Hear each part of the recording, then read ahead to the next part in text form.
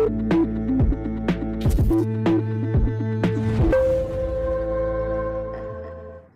मैं हूं सोनाली और आप देख रहे हैं लाइव भारत टाइम्स न्यूज। चलिए बढ़ते हैं आज की खबर की ओर। गणेश उत्सव की तैयारियां जोरों पर है। 10 दिनों तक चलने वाला गणेश उत्सव 7 सितंबर से शुरू हो रहा है। गणेश चतुर्थी के लिए मूर्ति बाजार पूरी तरह से सज गए हैं।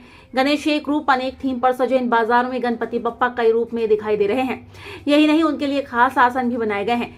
हिंदू धर्म में भगवान गणेश को विघ्नहर्ता और प्रथम पूजनीय का दर्जा प्राप्त है। शुभ कार्य से पहले भगवान गणेश की पूजा की जाती है। गणेश चतुर्थी भगवान गणेश को समर्पित सबसे बड़ा त्योहार है।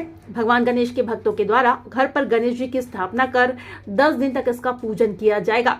चौराहे पर भी गणपति जी के बड़े बड़े पंडाल बनाए गए हैं, जहां अलग अलग थीम में गणेश जी स्थापित किए जा रहे हैं। वहीं नीमच में बंगाल से आए मूर्ति कलाकारों के द्वारा विशेष मूर्तियां बाजारों की शोभा बढ़ा रही है, जो लोगों को आकर्षित कर रही है।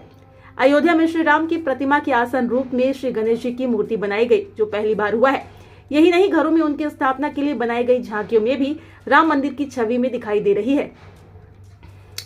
गणेश मंडलों और घरों में स्थापित होने वाली अधिकतर प्रतिमाएं पीओपी से बनी होती है, जिससे पर्यावरण और जल को होने वाले खतरे को नीमच शहर ने पहले ही समझ लिया। साथ ही पीओपी की जगह मिट्टी से बनी गणेश प्रतिमा की मांग बढ़ी है। कई संस्थाओं इसके लिए मुहिम शुरू की थी, जिसके चलते अब धीरे धीरे मुहिम रंग लाने लगी है।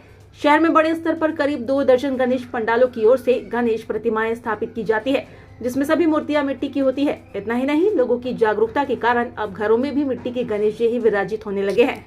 कलकत्ता से आते। कितने दिन पहले आप आते हैं? यहाँ पे 6 महीना पहले आते। अच्छा, कहाँ के ऑर्डर आते हो? किस तरह की मूर्ति आप बनाते हो? चित्तौड़, निम्बाड़ा, मंसूर, मलारगढ़, गांधी सागर, बहुत दूर दूर जाते हैं। यहाँ पे हो गया 9 साल हो गया। 9 साल हो गए। और हर साल आप 6 महीने के लिए? हाँ, 6 महीने के लिए। 6 महीने के लिए आते हैं। किस तरह की मूर्तियाँ आपने इस बार गणपति जी चतुर्थी के लिए बनाई है?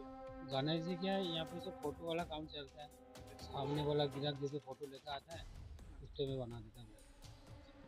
तो कितने रुपये तक की मूर्ति आप यहाँ पे निर्माण करते हैं? यहाँ से 3000 से 40-45 हज़ार तक।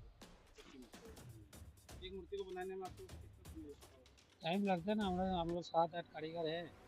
6 महीने से काम चलता है। वो 100 मूर्ति में 3-4 महीने टाइम लगेगा। 3 महीना में। एक तो बाजार में देखने को आ रही है कि आपका सुना है कि मिट्टी की मूर्ति बनाते हैं और उसमें ज़्यादा मेहनत करते हैं। मिट्टी में क्या, मिट्टी में ज़्यादा मेहनत देती है। और डाई वाला जो काम है उसको पीओपी बोलो, डाई में डाल दो, हो जाएगा। इसमें जल्दी हो जाता है। पीओपी और इस मूर्ति में क्या अंतर है? पीओपी और इसमें क्या है, पीओपी का मुझे थोड़ा ठंडी होने का थोड़ा टाइम लगता है, और ये जल्दी ठंडी हो जाती है। जैसे मूर्ति कौन सी मूर्ति, पीओपी की या मिट्टी का तो सारा गोविंद का। वो में आ रही है और किस तरह के योग बनेंगे उस दिन, और किस तरह की मूर्ति की स्थापना घर घर में की जानी चाहिए। जय श्री गणेश, जय श्री राम। सभी भक्तों को आने वाली गणेश जयंती की बहुत बहुत बधाई, शुभकामनाएं। सभी अपने घर पर जो गणपति जी की मूर्ति लाते हैं, कृपया वह मूर्ति मिट्टी की होना चाहिए, ताकि वो गल जाए। उसको गमले में भी गला सकते हैं। आसपास में कोई शुद्ध तालाब हो, उसमें भी अपन विसर्जन करें तो गल जाए। जो पेंट की बनी हुई आती है, दूसरी डिस्टेम्पर की बनी होती हैं, वो पिघलती नहीं है। तो इसलिए बाद में क्या है, पानी सूखने के बाद में वो कचरे में चली जाती है। तो कृपया सभी भक्तों से निवेदन है कि गणपति जो मूर्ति लाएं, वह सीधे हाथ की तरफ अगर उनकी शुद्ध होती हैं तो शुभ होती है। ऐसी मूर्ति का घर पर विराजमान करें। 10 दिन तक उनकी पूजा पाठ करें श्रद्धा भक्ति के साथ में। इस बार गणपति मुहूर्त जो है, गणपति जी इस बार शनिवार के दिन विराजमान होंगे। शनिवार बहुत ही अच्छा शुभ वार है, और शनिवार के दिन गणपति जी का जो शुभ मुहूर्त है स्थापना का, प्रातःकाल का मुहूर्त जा रहा है। शुभ चौगड़े का मुहूर्त है। दिनांक 7/9/2024 को वार शनिवार, गणपति स्थापना प्रातःकाल 7:49 से 9:23 तक शुभ चौगड़े में आप विराजमान कर सकते हैं। उसके बाद में दोपहर में जो चौगड़े आएंगे, शुभ चौगड़े, वो हैं 12:29 से लगाकर शाम को 5:09 तक इसमें 3 चौगड़े एक साथ हैं, चल, लाभ और अमृत। तीनों वेलाओं में आप गणपति जी की स्थापना कर सकते हैं। और फिर दोपहर में एक अभिजीत मुहूर्त आता है, वह भी बहुत शुभ मुहूर्त रहता है। अभिजीत वह है दोपहर में 12:04 से प्रारंभ होगा, तो वह 12:54 तक रहेगा। इस बीच में भी आप स्थापना कर सकते हैं। और सायं के समय में जो मुहूर्त आएगा, सायंकाल लाभ का चौगड़े आ रहा है 6:43 से 8:09 तक है।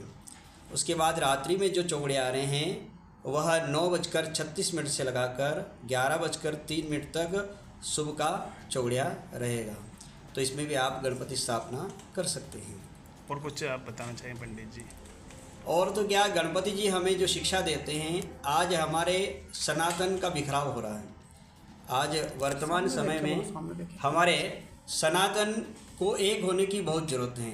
गणपति जी के 4 हस्त होते हैं, चारों हाथ में उन्होंने अलग अलग आयुध धारण किए हुए हैं, है ना। एक में उन्होंने रस्सी ले रखी है, दूसरे में उन्होंने कुल्हाड़ी ले रखी है। तो हमारे गणपति जी हमें शिक्षा देते हैं कि हमें शस्त्र और शास्त्र दोनों का ज्ञान होना चाहिए। शस्त्र और शास्त्र हमें साथ में रखना चाहिए। और गणपति जी के हाथ में मोदक रहता है। मोदक काय से बनता है? बूंदी से बनता है। तो बूंदी अलग अलग होती है, लेकिन उसको जब एक किया जाता है तो वह लड्डू बन जाता है ना। इसी प्रकार हमारा सनातन, चाहे जितनी भी हम संप्रदाय के हैं, जातियां हैं, सब बटे हुए हैं जातियों में, अगर सब हम एक हो जाए, संगठित हो जाए मोदक की तरह, तो हमारा सनातन आगे की ओर अग्रसर होगा और हम मजबूत हो जाएंगे। क्या नाम है? पंडित मनोहर नागदा।